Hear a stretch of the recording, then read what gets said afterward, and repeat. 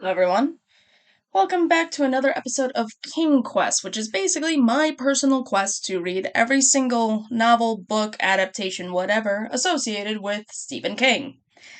Considering that he is one of my favorite authors and I have too many books under his name that I have not read, this is the only way that I can keep track of actually reading these damn things.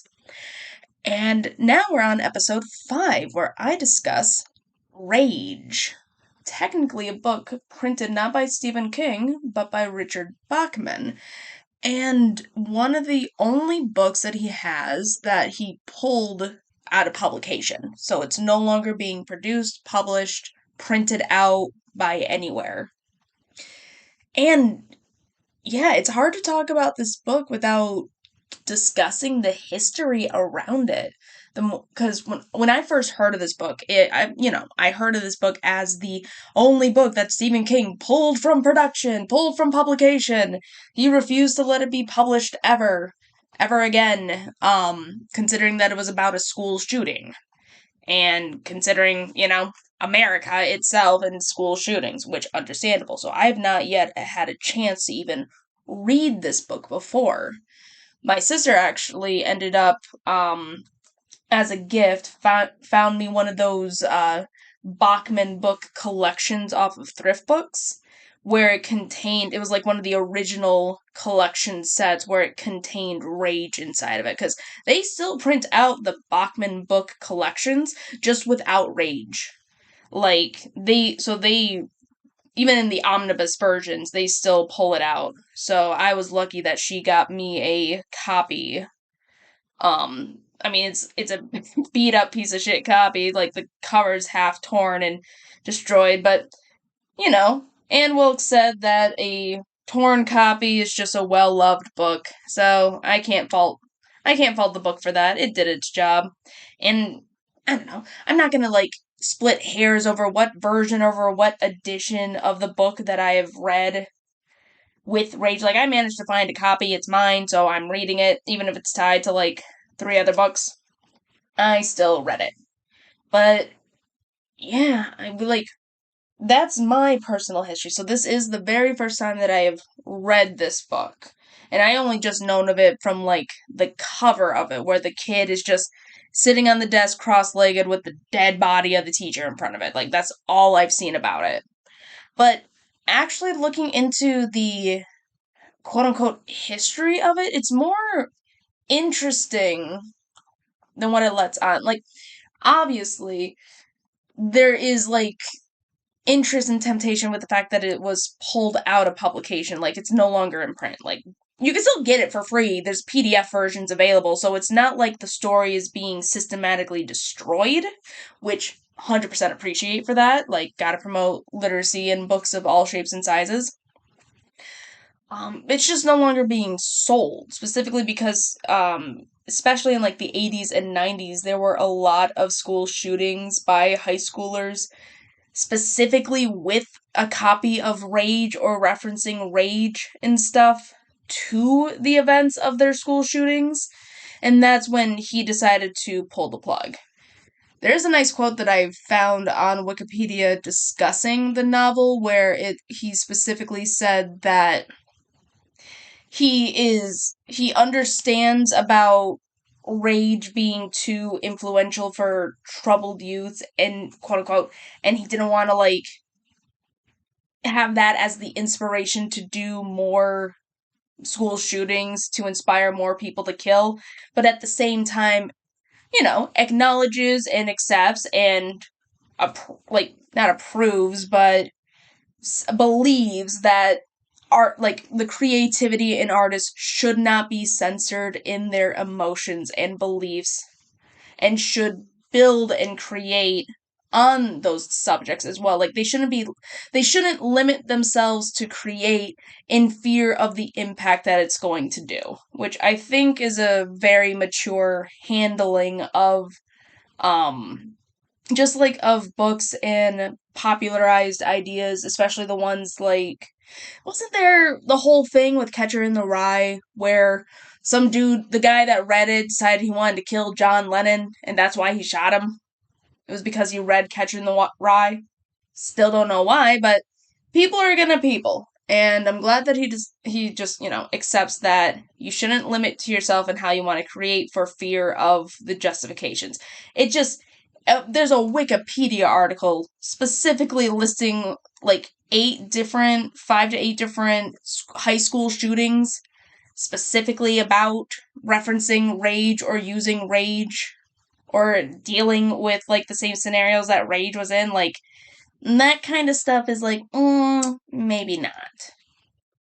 I mean, so while I understand his positions, overall it's his book, that's what he decides, and you know what? You do you. He's already a massive genius in terms of writing, so if he wants to pull out his own book, all more to you. The second thing that I found out, which is very interesting concept, and I guess we're going to talk about it early on here. This is, as I said before, this is the first book printed by Richard Bachman. So Richard Bachman was a pseudonym created by Stephen King because he wanted to test out the theory of whether or not people are enjoying his books or is just using his name as brand recognition, which I approve and appreciate, especially when a lot of Stephen King's brand recognition at this point from his fans are 100%. We like his writings. His endings, though, is like a hit or miss 100% of the time. Like, there is a lot of fights and discussions on whether or not people actually like the endings. Like, he is such a mixed bag of a brilliant writer. Also, weird shit sometimes comes out of these books, especially at the end where everything just goes to hell anyway.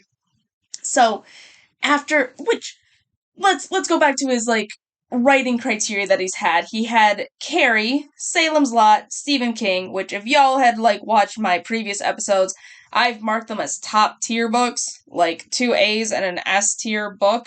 So he started off strong and he wanted to check, well, are people actually reading me for me?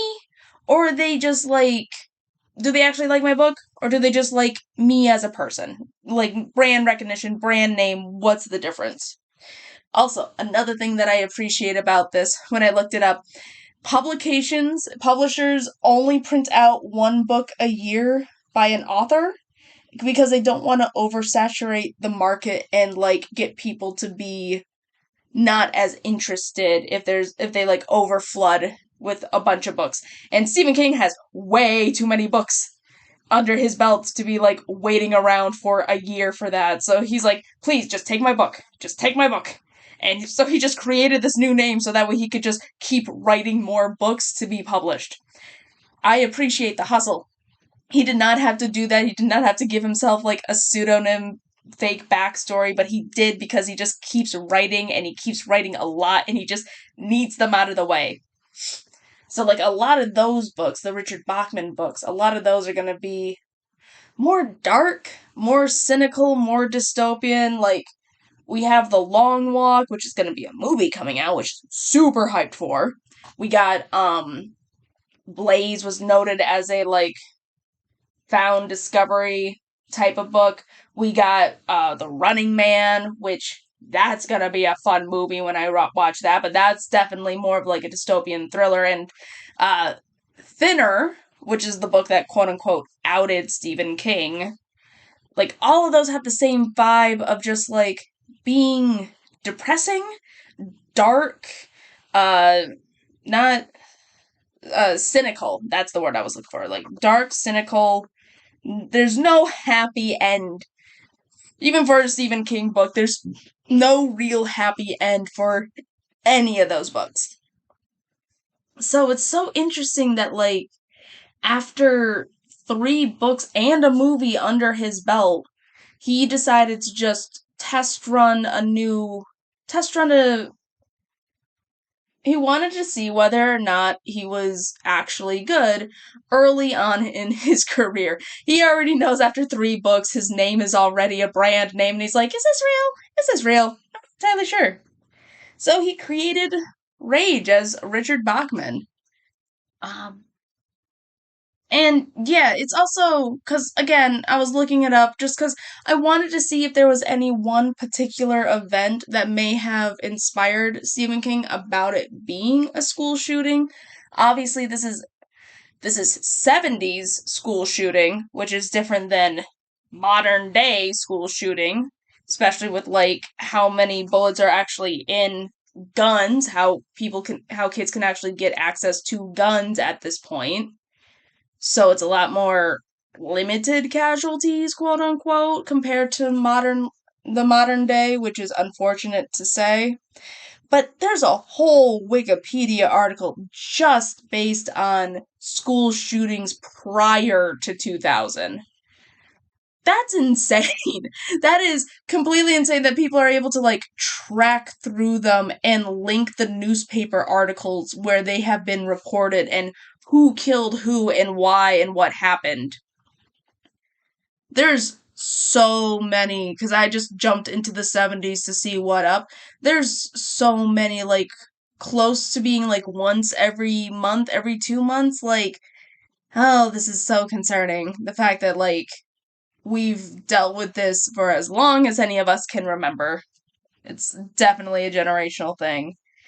And I noticed while looking into this, I mean, like, I took a glance at it, but one of the ones that seemed the most similar to Rage, because the way that Rage works is that our protagonist, Charlie, after beating a teacher to a coma, has been marked to be expelled from his school, transferred to a I don't even know what they call it, like a school for troubled youths. They have like a specific term for it, but he decides to quote unquote get it on, is how he phrased it, and does his school shooting. He shoots a teacher, takes a class hostage, and keeps shooting authority figures. He is a son of a policeman, and he is tired of everything, is how it ends up being.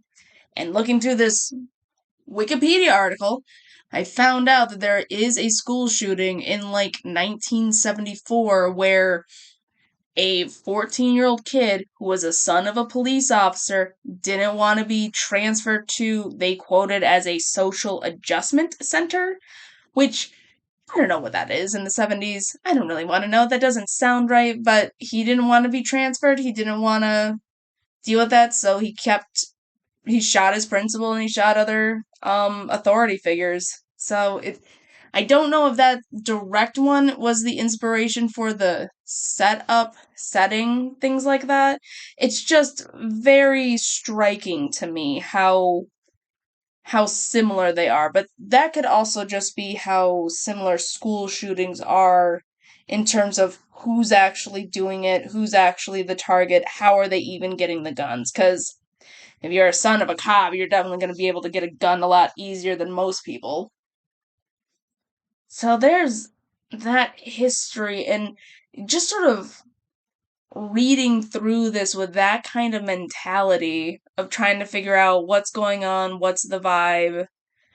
Because I like the writing in this, or it's definitely a lot more punchy in the beginning, because in the beginning we get like a paragraph for a chapter and then we move on to like a 2-page chapter and then we move on to another paragraph or two for a chapter, and like in the beginning it's like the snapshots, the quick moments of Charlie setting up of I am going to do this thing. This is the last event of like talking to the principal, didn't change his mind, didn't do anything about it. So the lot of punchy written chapters of like him going to his locker, him grabbing the gun, him dealing with his lock, him walking to class, walking away from the principal, just quickly with no reasoning, shoot the teacher and just take over the class.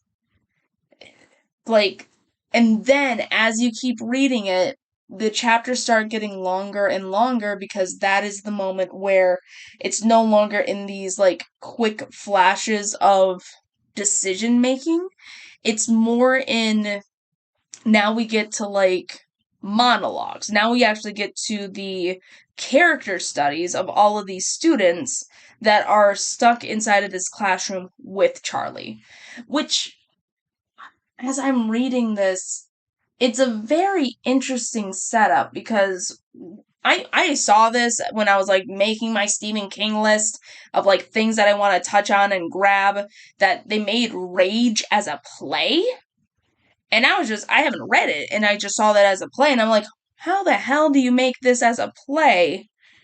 Because this seems like like a bottle episode where they're trapped, and actually reading the story, now I understand why it's set up, why it could be a play.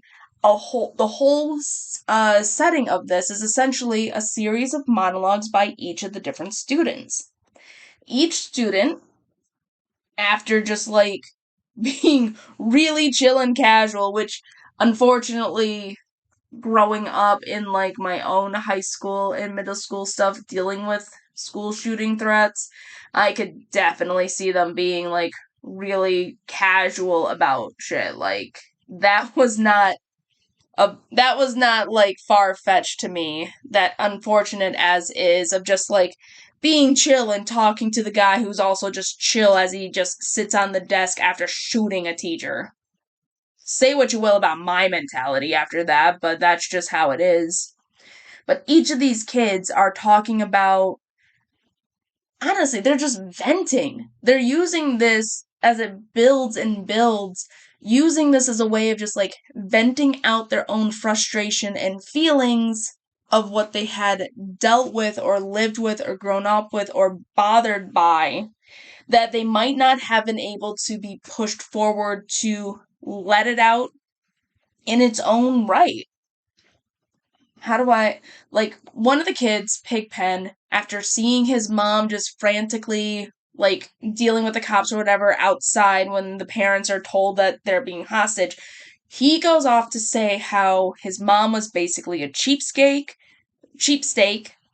always does like her own thing, but never gives him enough money to do anything that he wants. All the money has to go to her. He just gets the cheap shits to like just survive or deal by, not even getting enough clothes to be presentable or look nice, so he always looks shit poor. Talks about like violence that she done, like she drowned a kitten in the bathtub when they were younger, and how he just like resents her for it. Pigpen lays it out, tells everyone this is what happened. We get another student, or two students actually, when the pressure's gone on. One girl, Irma, calls another girl, Grace, like a whore, says that her mom is a whore and a slut and just keeps having sex and she's terrible.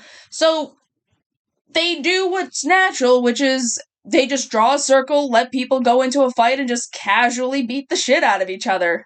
Like, they came up with the rules as they are toying with the whole new authority figure being swept aside and just coming up with like the way that they are dealing with their own problems. And Charlie's idea was, I'll draw a circle, you two get in, just yell it out and slap each other and just deal with it.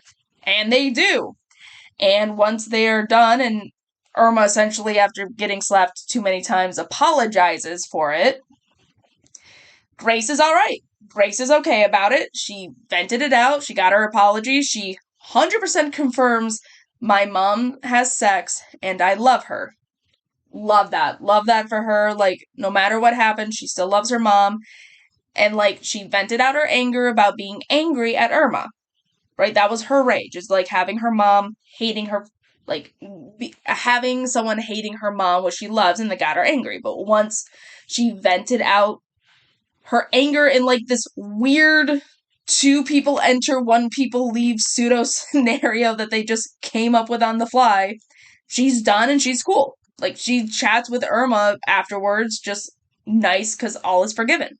And Irma, after agreeing, like, she apologized, yes, because she didn't want to get hit, but then she legitimately apologized for it and vents out her own anger of, I'm not pretty. I don't know how to actually be attractive. I don't feel attractive and I'm not anxious and I don't get anyone's attention.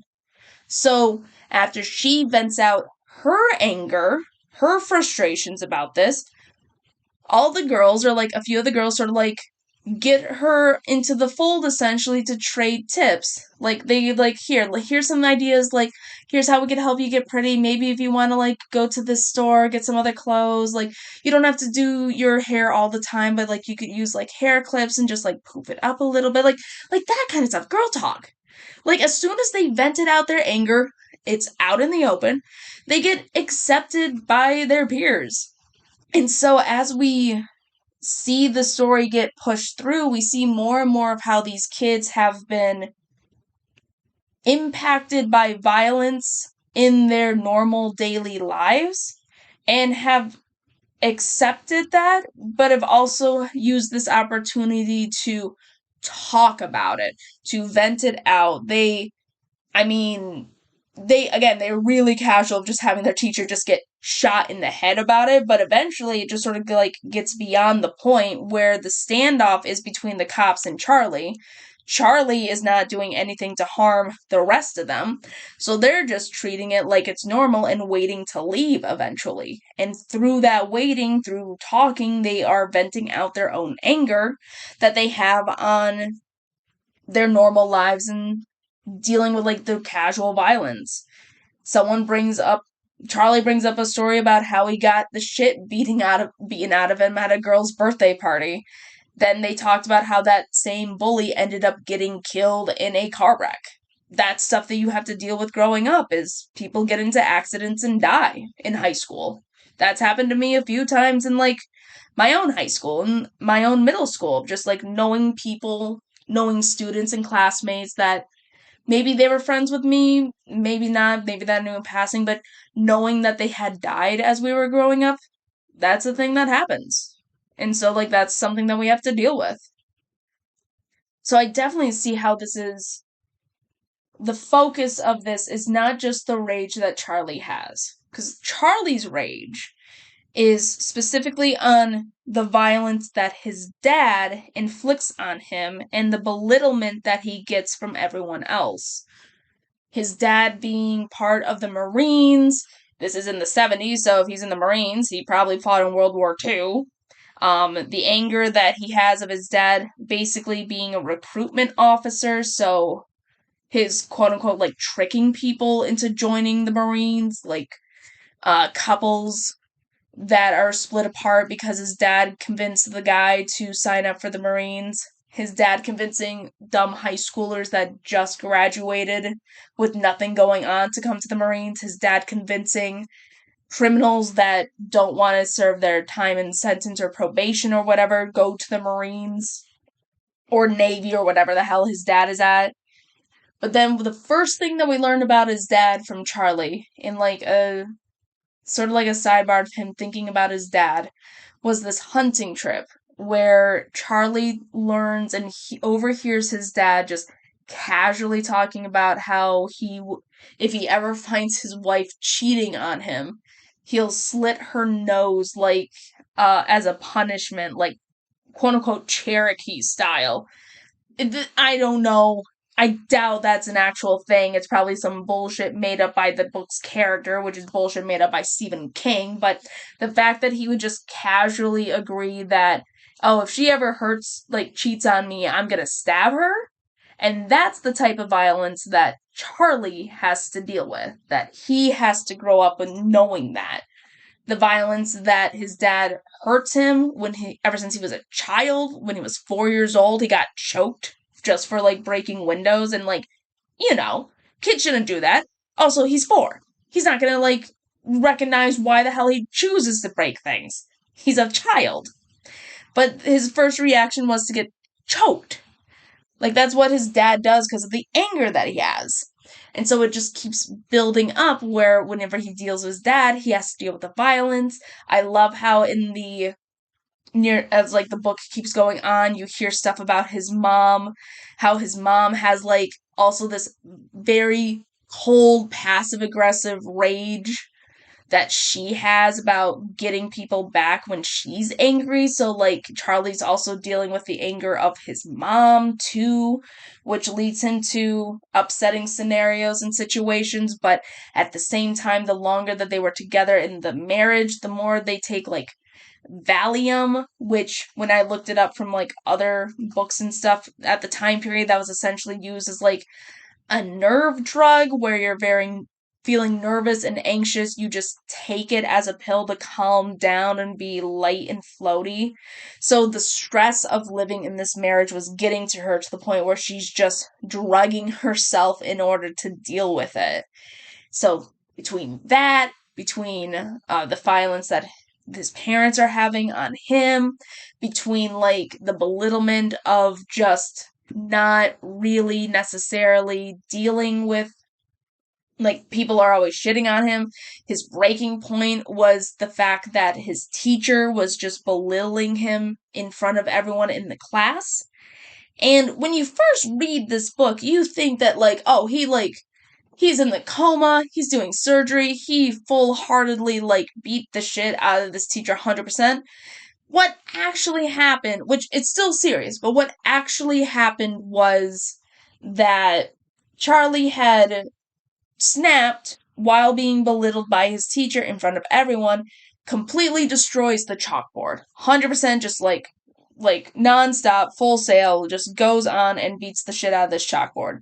And then eventually, when the teacher came in, Charlie whacks him in the head with this wrench that he's been using to beat the shit out of the chalkboard with. One time, granted, one time is enough, but it's one time, which then he drops the wrench and, like, gets somebody.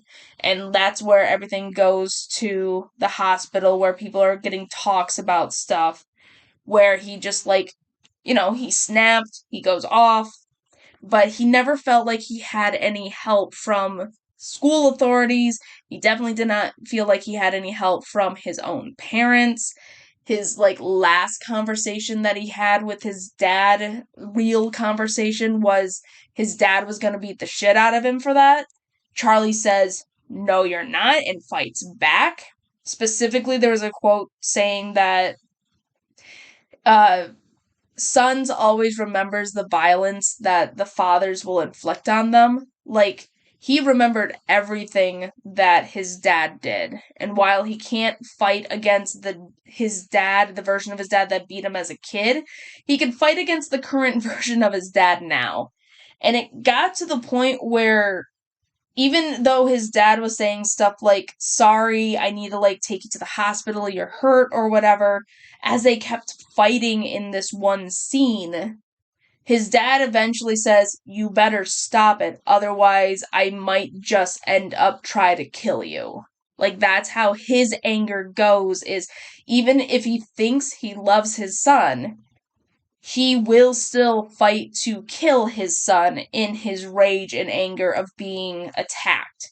And it got to the point where they both literally grabbed weapons inside of the garage. His dad grabbed a rake, and in response, Charlie grabbed an axe and says, "I'm not gonna," basically, Charlie's on even ground. He's not gonna put up with this anymore. And because of that, because they're evenly matched, his dad backed off, and they ended up sort of like at an uneasy truce. You're not going to deal with me, I'm not going to deal with you. But that's how it ends up happening, is in order for Charlie to deal with his dad's violence, he has to match it with his own. That's what Charlie's learned growing up. I don't want to get hit anymore, so I'm going to fight back. So when he deals with, like, his teachers and stuff, that's how he is venting out. Unfortunately, but that is what he's taught. He's taught to vent out the aggression with more aggression, which in this case is bringing a gun to school. Also, setting fire to his locker. I know I went on to a big tangent reading about, like, the rage and, like, destruction that everyone has in this room, but Charlie did start out this with setting fire to the shit inside of his locker, which is also 4 for 4 for Stephen King with fire. Granted, the fire is not at the end of the book like the other two, but there is still fire in this book. We still have this going on.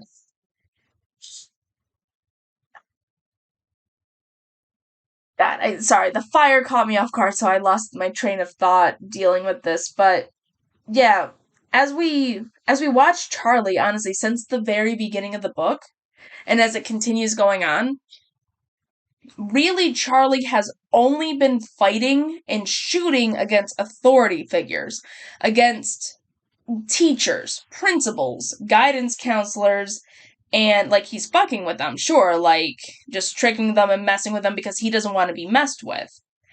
And just trying to deal with them on his own level, but he's not pointing the gun at the other students. He's not threatening them.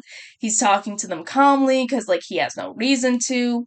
Even as he thinks of maybe I want to shoot her, maybe not. Because there's one point where Irma just like, I need to use the bathroom. She goes and leaves for the bathroom, and everyone's like, is Charlie gonna shoot her? And even Charlie was like, am I gonna shoot her? Ended up no, and she ended up just coming back to the bathroom. It got to that point during this whole ordeal of like 2 hours, 3 hours, I think. The whole point is just like she felt comfortable enough throughout all of this of just like, he's not gonna hurt me, he's not hurting anyone, that they just come back to, she just comes back to them. Like, that's where they're at that point of the book, of like this camaraderie style. And you see that like very early on of them dealing with the hostage situation and seeing all like the news crews and the cops and hearing the information listed by the reports, news bulletins, stuff like that. One of the kids tells Charlie like they're setting you up. They're already like messing with you since the beginning, because in the news report they talk about Charlie being quote unquote schizophrenic, Charlie being like dangerous, Charlie being like hurtful and like shooting people and killing people, and is holding a classroom filled with children inside of the school.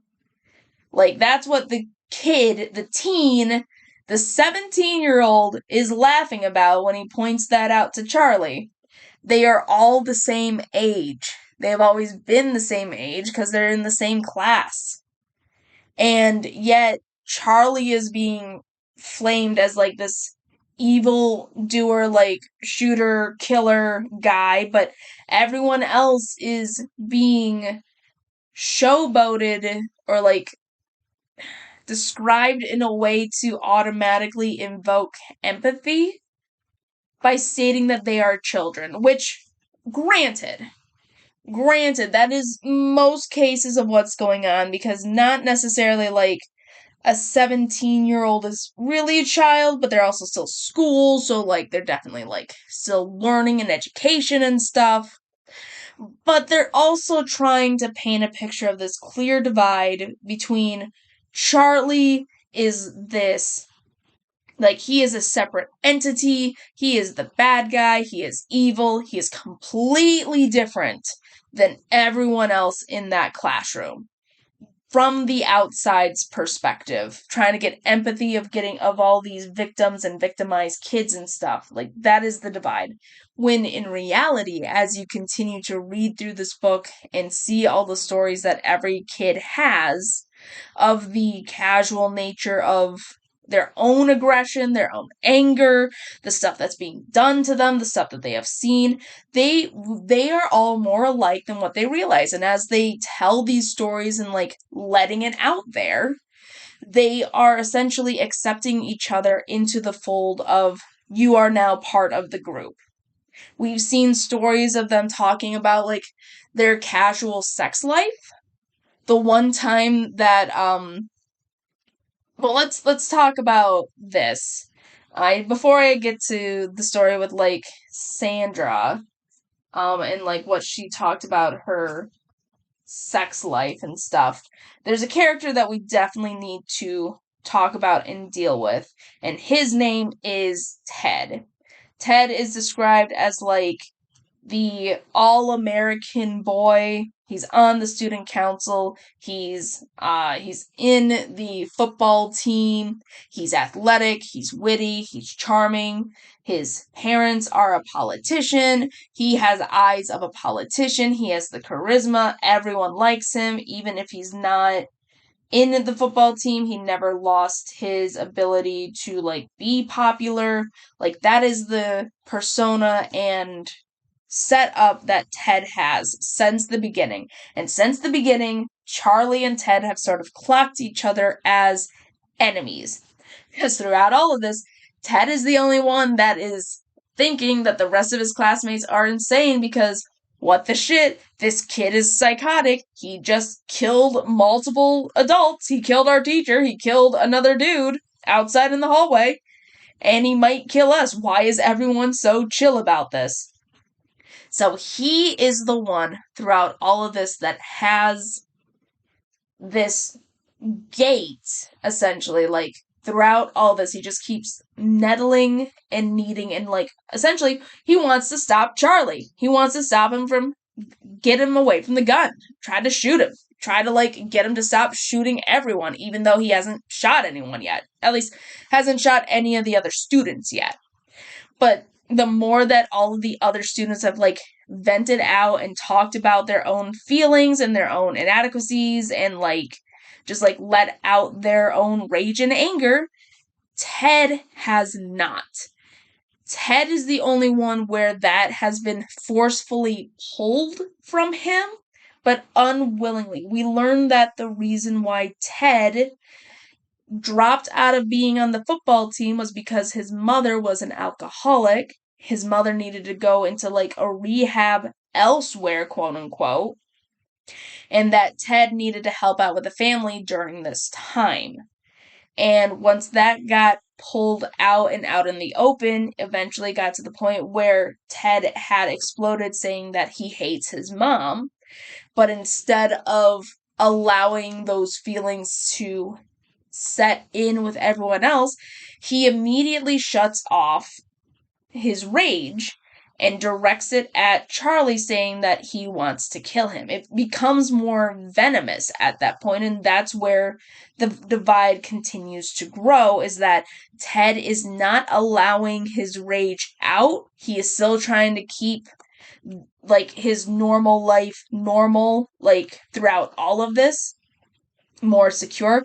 It's bothering the other students, the other classmates inside of this, of, like, Ted just trying to get in the way of like, their casual setup. No one's doing anything. Why is Ted, like, trying to set things up? Why is Ted trying to, like, hurt us or set us up in a way of just, like, fighting each other? And eventually they're like, they have their own legitimate complaints and stuff against Ted. Ted, at near the end of the book, refuses to let himself, like, he refuses to let out his emotions. When everyone else already did, when everyone else already accepted their own anger issues and, like, became one of the group, Ted eventually became the outlier. And the final scene with Ted, not of Charlie's doing. Like, Charlie did not do anything. They eventually became, like, this sort of culty mob mentality near the end, where all the teenagers or all the other students are ganging up on Ted because Ted, and, like, are chanting at him of, like, you know, confess your normal ass sins, saying that you buy porn magazines, saying that you are sleeping with other students. Like, who gives a shit? Just confess, say stuff. But he's not. He wants to leave. And so at that point, they attack him. They use him as, like, as a sacrifice, essentially, of, because he keeps shutting off his emotions and anger, didn't let himself be exposed by everyone turns on him and says, like, no, we don't accept that, and just goes off on him. Charlie is traumatized by that point, whatever those students did to Ted. Like, he is 100% traumatized dealing with, like, the ink on their hands as they're just poking and needling and prodding, and somehow or rather put him in a coma. No idea how that happened. It's just like, at the end of the book, he's at a coma. Who knows?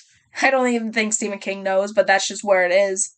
So that's how he ends up, is, like, because he's this outlier, he does not fit in, he tries to stay with normalcy to the point where eventually it doesn't work out anymore, and so he can't keep all the external pressures, and yeah, he gets got.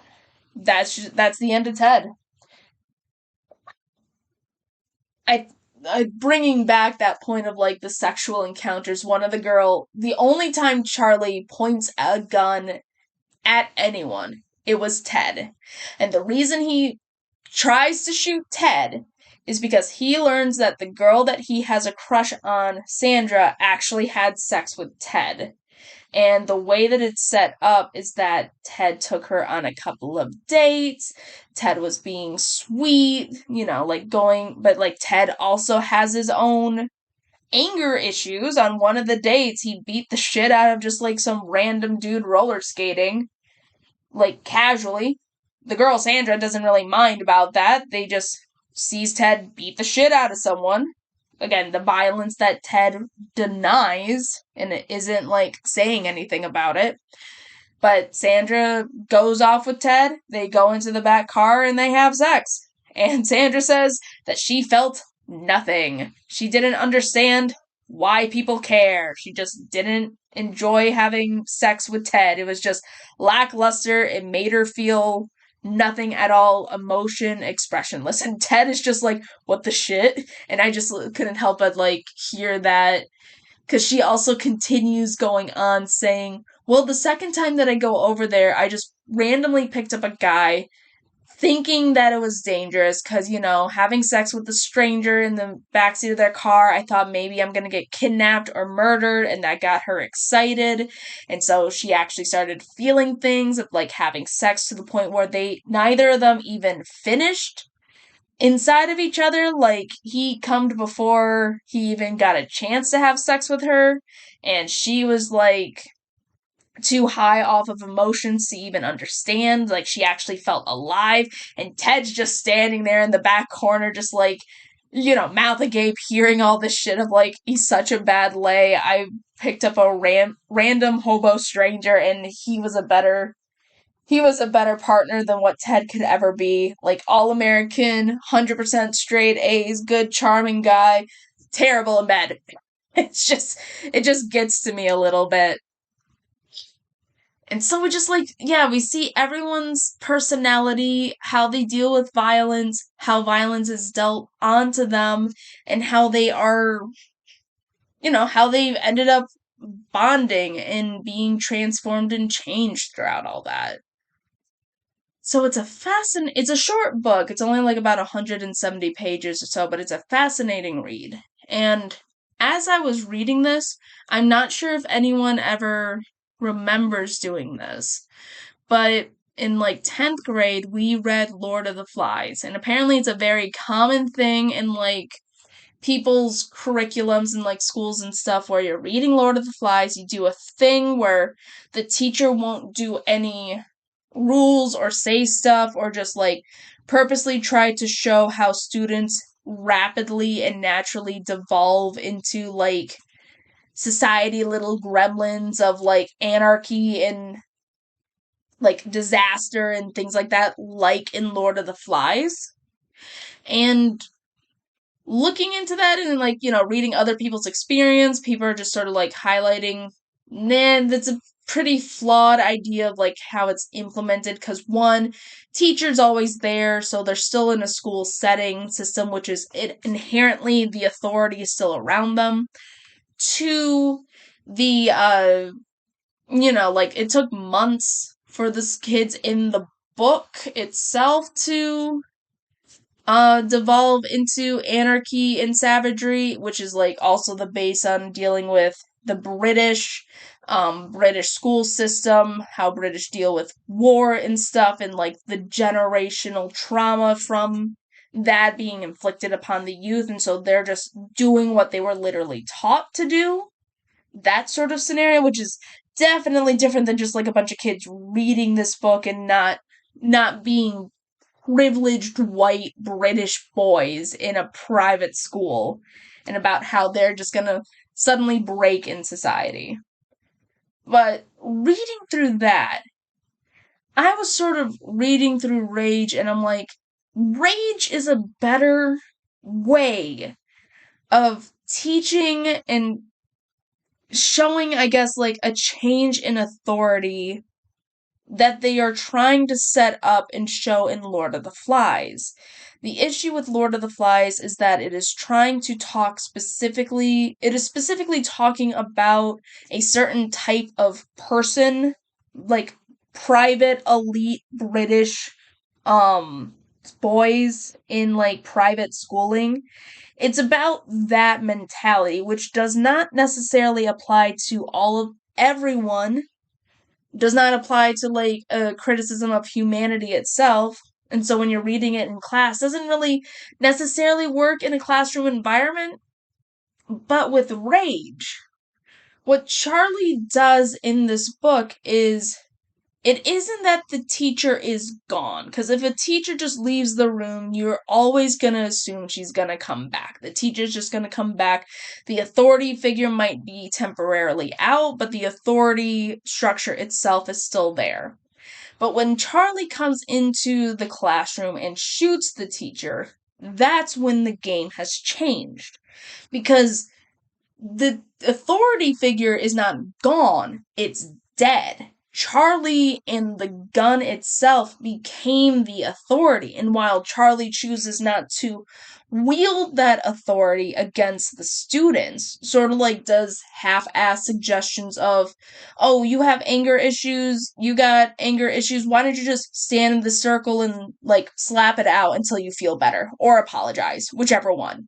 Like, he never does anything to hurt the students. He's like, do you want to talk about it? How about you talk about your thing? How about you talk about your thing? Like, he doesn't interrupt people, but he is becoming the center of authority.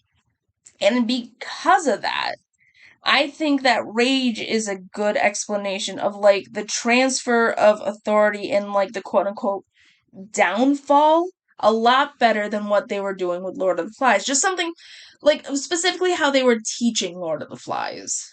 Just something that I was sort of like thinking about and picking up as I was reading this, because it's that rapid change in authority. That's that mental shift of, these are the new rules. And even if we don't know what the rules are, we will learn them together and implement them as we keep going.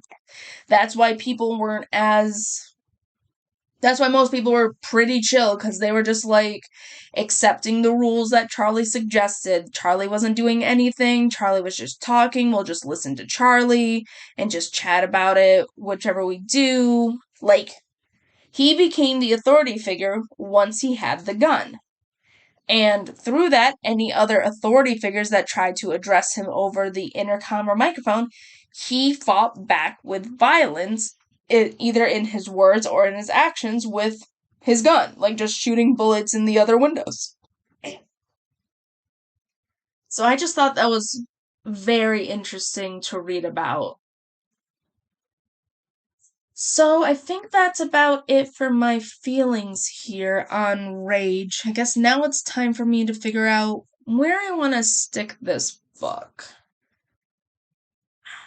Most of it, the thing with Rage is like, it's definitely philosophical in a way of just like talking about, I guess, like the high school teen experiences of anger, aggression, and pain as they are growing up in different subsets, like being angry with your mom of forced to be poor versus being angry at other people of trying to either force me to have sex or not giving me the sex that I want, or being judged if I was having sex. Like, there's a lot of, it's definitely an interesting character study is a good way of phrasing it, because all these students are their own characters and we just learn who they are, like from both the outside and the inside throughout this entire ordeal, and how they slowly become in this mentality of we are together. Not necessarily like heavy on plot, I will say, because it's like there's nothing really like yes and no about it. It is engaging, but in a way of like reading about monologues is engaging, like getting that internal character development is engaging. There's no, I mean, outside of like, guns being fired and shooting off, we don't leave the classroom. The classroom is like outside of flashback stories that is being told to everyone of what happened in their past or in their lives or whatever, we stay in this classroom for the entirety of the story. Is it decently written? I think so. I did think Charlie was a little pretentious at points and confusing at others, of just like, the sane ones are the ones that keep screaming because they understand what life really is about type of mentality, but then we hear about the backstory and maybe it makes more sense, but I just feel like Charlie is a little bit more understandable as the writing kept going in the book. Like Stephen King wrote him in a way that I could understand actually, rather than having Charlie monologue in his beginning, like edgelordness, however we want to phrase that. So it's a short book. It's definitely interesting to read.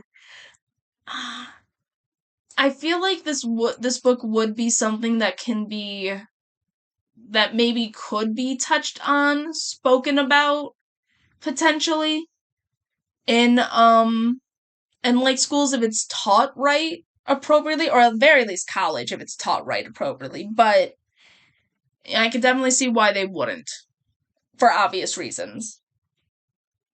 So in terms of like story, I would probably give it a C. Again, I liked reading it. I think it's very well done. It's not necessarily a favorite of mine, I guess, just because I would like it to be a little bit more meatier, in terms of like situations, plots. It's definitely has like all of the it definitely has like enough good writing and very interesting characters of like seeing everyone interact with each other. So I think it's still like a really good Stephen King story, or Richard Bachman, if we want to like phrase it out like that. But in terms of like me recommending it's not high on this list. I think like a C is a pretty good solid thing, which maybe Stephen King would be happy that I rank his first Richard Bachman book a little less comparatively to the others. Who knows? But with that, that's gonna take care of Rage, the fifth number 5 on my list here. So the next thing that we're gonna do, once I eventually finish these books off, or when I eventually finish the next book, I'll try to like make up who the hell knows about a schedule. But the next book I'm going to be reading is 1978 Night Shift, the first short story collection that Stephen King has. One that I'm excited for because I have a friend that I loaned one of my copies of Night Shift to, that I'm hoping if we read it together, maybe I could convince them to like hop in. Who knows? But anyway, gonna be reading Night Shift next, so I'll see you guys later. Have a good one.